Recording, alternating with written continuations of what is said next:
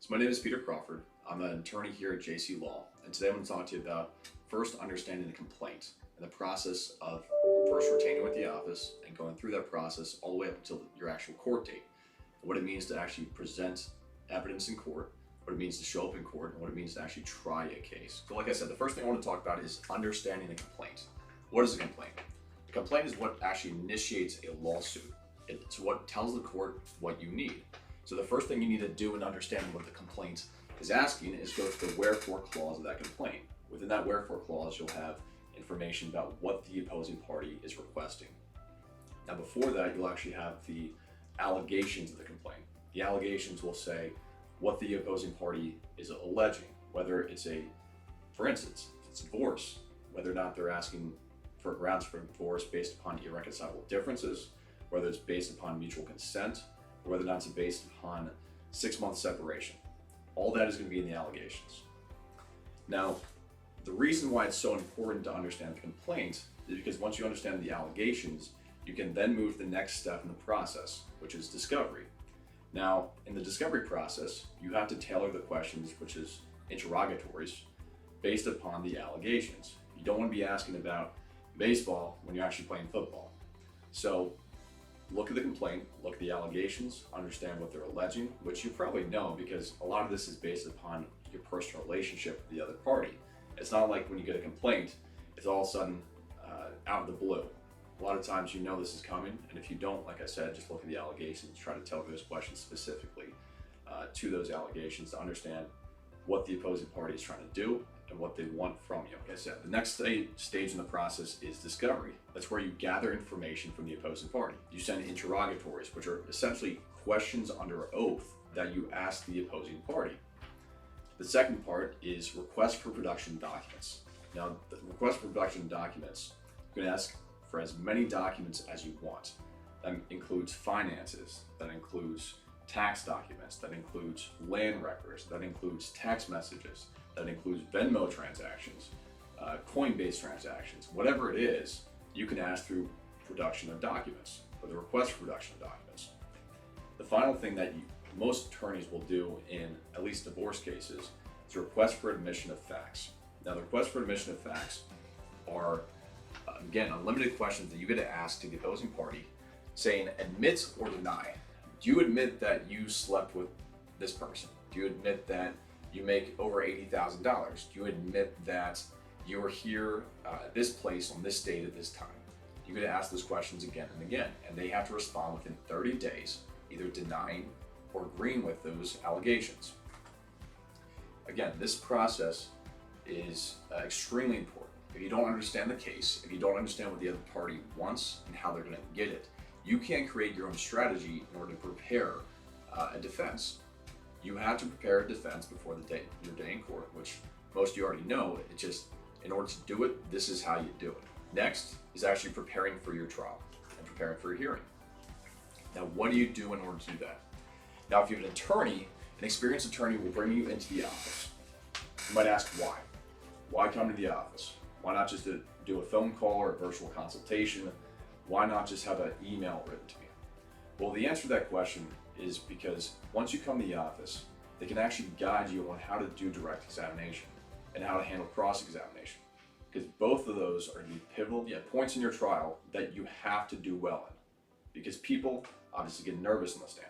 People don't always handle testimony and cross-examination that well. And that's because a lot of attorneys are pretty good at it. They do this a lot, and they can trip you up. There's also logical fallacies. No matter what you say or how you say it, there's probably going to be some fallacies in what you are saying, and a good attorney will pick up on that. So you have to be prepared on how to handle that and how to get past that during your cross. Another important part of direct is that is how you tell your story to the court. If you don't prepare beforehand how to tell that story to the court, then it's not going to come across well. It's not going to be as coherent, as well organized, and well told as it needs to be. And that's why you hire an attorney, in order to help you create that narrative and tell that story to the court. It's not like you're making stuff up. It's not like you're telling fabricated stories, because in fact you can. It's unethical and it's illegal, but at least tailor that story so it makes sense, and tell it in a way that conveys what you want to convey to the court. Now, all that will be done in preparation for the hearing, like I said. Another important aspect of preparing for the hearing is going to be how you dress. I know this is kind of old school, and a lot of people are like, why does it matter that I wear a dress or I wear a suit in front of the judge? It's because people still judge people based upon appearance. It might sound shallow. It may sound like it shouldn't be that way, but at the end of the day, a judge is looking through, it could be 20 or 30 cases in a day. And that's more district court. That's more like protective orders when you're going through a lot of different people and the larger docket. It's a little bit different with divorces where you have a 2-day trial or a 1-day trial, and they're talking just to you. But again, it doesn't matter because people make judgments based upon appearance, and it's not right. It shouldn't be that way all the time, but it's still important for people to recognize that and understand that. And that's why you should dress up for court and present your best self no matter what. So that's another tip in terms of preparing. Another big aspect of actually showing up to court and being in court is being respectful to the court. And the reason being respectful to the court is so important is because, again, people will judge you based upon those 3 hours that they see you. It's not like they know your life story. They don't get to spend time with you at the barbecue on the weekend.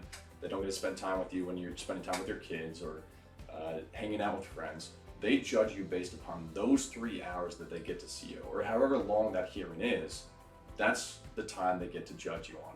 So if you're rude, if you curse, if you're just not yourself and not somebody that is presentable, not somebody who seems like they are the type of person that deserves what they're asking for, the judge will take that character into consideration. And you have to take that into consideration before going to court. So how do you be respectful? Number one, talk to the judge with respect. Talk to the opposing counsel with respect. Talk to the opposing party with respect. And talk to your counsel with respect. Now, what does that mean? I feel like we all know what that means. Just be respectful. Next thing is turn off your cell phone. Nobody likes being interrupted. No judge does, no opposing counsel does. Nobody likes the ringer going off in court. Because number one, it interferes with the recording devices in court. Number two, like I said, it's just rude. And you lose that respect from the judge if that happens. So turn off the cell phones. There's some more tips in terms of being respectful in court and aware of your surroundings, but we're going to save that for a later video. And the last thing I want to talk about is the court system is set up for people to go through it without an attorney. Pro se litigants do go through the court system every single day. And it's not necessarily a bad thing. The court system is set up to be as simple as possible in order for people to go through there with as much ease as possible. The problem is things do get complicated. Discovery can get complicated. Court dates can get complicated. All these different things can get complicated.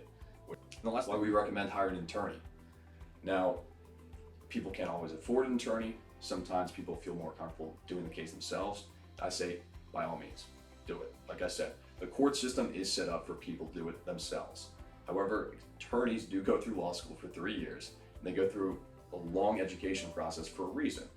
They then get out of the education process and practice law for extended period of time. So even experienced attorneys are still figuring things out. They're still figuring out people. They're still figuring out the process because, again, the law changes and you have to adjust to those laws. You have to adjust to the judge. You have to adjust to a party or the facts of the case, whatever it is. And that takes experience. And that's why, again, recommend an attorney. But it's up to you at the end of the day. We obviously here at JC Law will help you out no matter what. If you give us a call, we will take on your case and we will fight for you. But at the end of the day, like I said, it is up to you. All right, guys, well, I appreciate you taking the time to watch this video on our tips.